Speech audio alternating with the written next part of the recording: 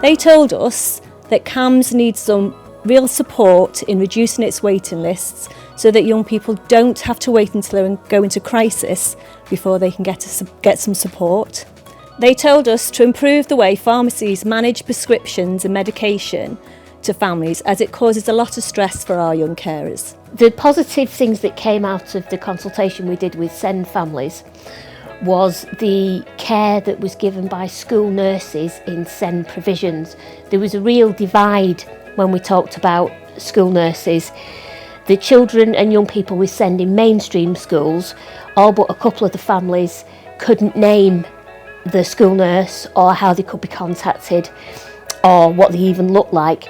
But the children and young people that were in SEND provisions like Runworth, Firwood, Greenfold, Ladywood had a really good relationship with the school nurse, and it seemed that they were a key part of the healthcare for not only for the children but for the family, and there'd been some really good relationships built up. Well, I had this experience with bullying and like really bad mental health, and some of my friends weren't around at that time because I don't like speaking a lot.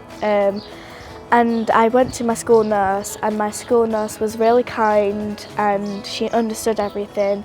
And then at the end, she didn't just agree with me, she gave me solutions how to cope with it and like basically how to open up more. I think it's really important for young people to be aware of the different types of ways that they can get help and ways that they can reach out to others.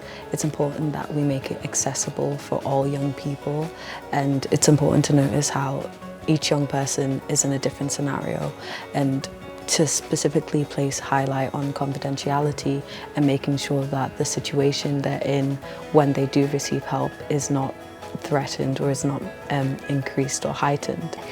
Young people with SEND have a voice. Their voice needs to be recognised, and what we need to do is have a cultural shift that voice is not just spoken.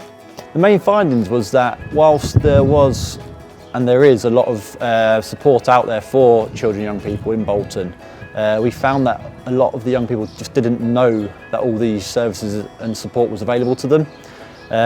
So the main finding was that it's really getting the message out there that these services and these support is around for you, but we just have to really promote it out. We talked a lot about using modern day technology and modern day kind of social media platforms to do that.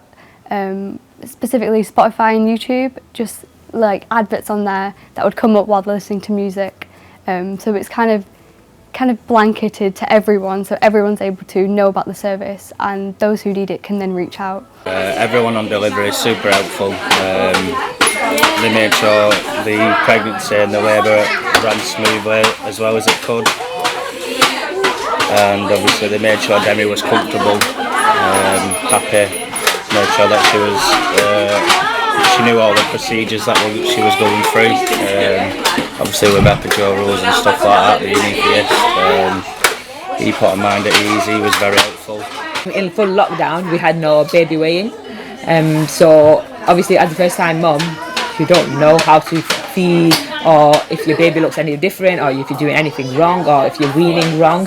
So my baby was losing a lot of weight, which obviously when you're with the baby all the time, you don't actually see any weight loss, you don't see a major change. All I thought it was just teething, and he's just been very cranky and because of the teething.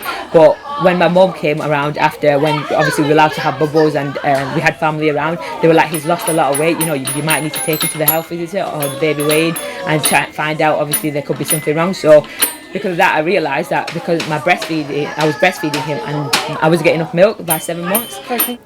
We've talked loads about mental health services, how kind of taboo subjects, so sexual health, mental health, and again just young people understanding that they are just as important as every other group that accesses health services.